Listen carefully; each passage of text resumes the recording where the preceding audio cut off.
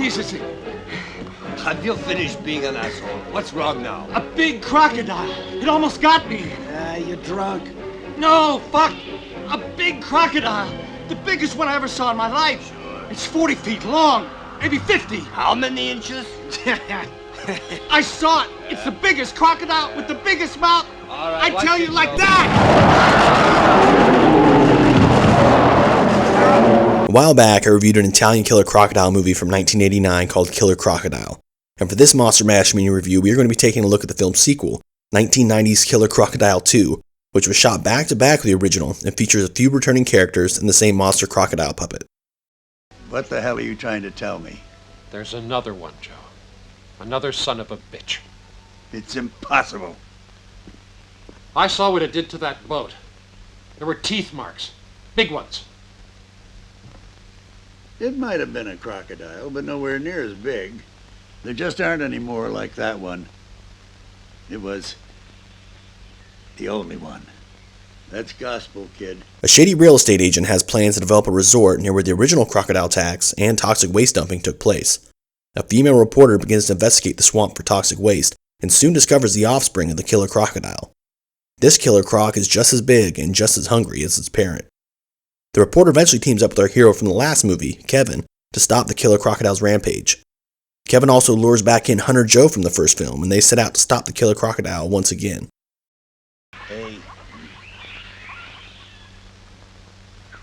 Look what I found.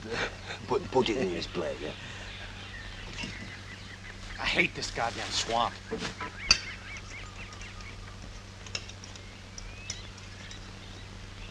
Shit. I hate this fucking place. I hate it. Will shooting us help? Killer Crocodile 2 is an entertainingly silly monster on the loose movie that unfortunately comes off as meandering and repetitious. The film suffers from poor pacing and the first half of the film lacks direction or any real plot. Part 2 is shorter than the original but feels twice as long, mainly because of the uninteresting supporting characters, dead-end subplots, and lots of runtime padding. It's one of those cases where all the good ideas and creative energy got put into the first movie, and the sequel comes off as unnecessary, unmotivated, and boring. Our hero from the last film, Kevin, played by Richard Crenna Jr., doesn't show up until the halfway mark of the picture, which is a real bummer because the female reporter isn't memorable and the bad guy characters are underdeveloped. The best part of the movie is actually when Kevin teams up with Hunter Joe from the original film. It is a nice cinematic treat to see these two characters reunite because they were the best part of the original movie aside from the Killer Crocodile. There is some gravitas to their dialogue and scenes, and those moments save Killer Crocodile from being a complete waste of time. Help me find the girl, if she's still alive. And if there really is a crocodile, help me hunt it down. Weren't you the guy that, once upon a time, protected animals and nature? That crocodile destroyed my life. It killed all my friends. Every night since then, I wake up in the middle of the night screaming. So, you've come to drive out your fears. There's a humorous scene where the croc attacks a boat full of church choir boys, showing that the croc really doesn't discriminate against its males. A lot of the croc attacks are edited pretty poorly and the gore is rather cheap. The deaths usually consist of people being crunched or dragged underwater, followed by pools of blood. There is a decapitation here or there, but the effects aren't convincing or impressive. I still think the croc looks pretty cool though, and they do their best to hide some of its design flaws and practical limitations. The body count is rather high, but all the kills just come off as very unexciting and not very tense.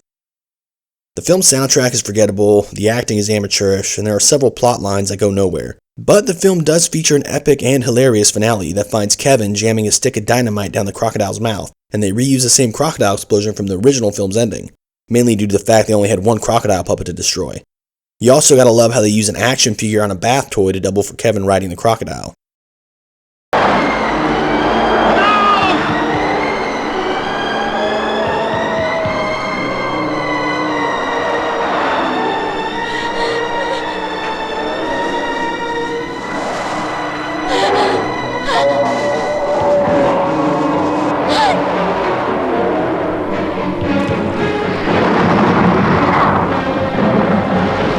The dubbing and dialogue in the film is hilarious. The conversations people have make no sense, and exposition dumps just come off as unintentionally amusing. The characters in part 2 are just as stupid as the characters in the first film. For example, there's this chick that goes body surfing despite the fact she apparently can't swim, which just seems like a recipe for disaster. She also speaks one of my favorite lines of dialogue in the film. Hey, move it, girl! Otherwise I'm gonna leave you high and dry. You're so damn stubborn, I told you there's no one here you can do without your bathing suit. The trouble is, when I take off my bathing suit, I feel naked. Killer Crocodile 2 does feature a little nudity during a sex scene between Kevin and the reporter, and it includes some cheesy foreplay between the two. But there isn't a lot of skin on display for TNA fans. The original film's effects artist took over for directing duties for the sequel, and his lack of direction and storytelling is evident, leading to a rather slipshod and half-assed production. I found Killer Crocodile 2 to be entertaining for all the wrong reasons. Even though it has cheesy charm and unintentional hilarity, the sequel is still an underwhelming and routine outing that I wouldn't recommend to everyone. Don't shake your little asses around too much. It's full of crocs around here and they have bad tempers. So to calm their nerves, they eat people alive. Get it? Bye-bye. Hasta luego. See you tomorrow. Murder the bastard. Look, you can't scare me. I mean, I come from New York. We got the pros up there. Yeah, that city has weirdos that make you look like Bambi.